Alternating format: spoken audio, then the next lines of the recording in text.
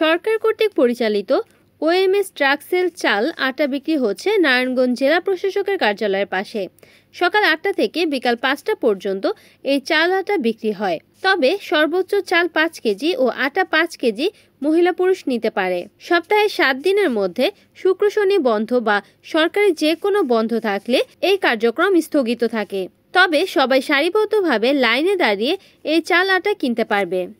উপকার কম দামে পাই, এটা আমাদের সরকারি মাল, আমরা ভালো হয়, আমাদের সুবিধা হয়।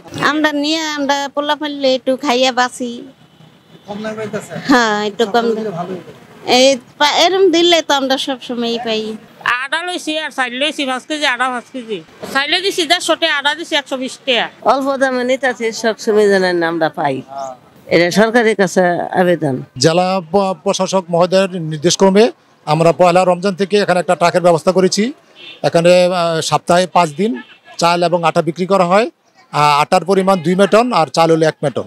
প্রতি ভোক্তা সর্বোচ্চ 5 কেজি করে চাল এবং আটা নিতে পারে। সময়টা হলো 9টা থেকে 5টা, সপ্তাহে 2 দিন, শুক্র শনি বন্ধ দিন, এবং সরকারি অন্যান্য যে বন্ধ ওই দিন বন্ধ থাকবে না। এখানে সবাই নিতে পারে, সবার জন্য মুক্ত। আটাটা হইলো আপনার 120 টাকা আর চাল হলো 150 টাকা। রিপোর্ট করেছেন সুমন ইসলাম, NN টিভি, নারায়ণগঞ্জ।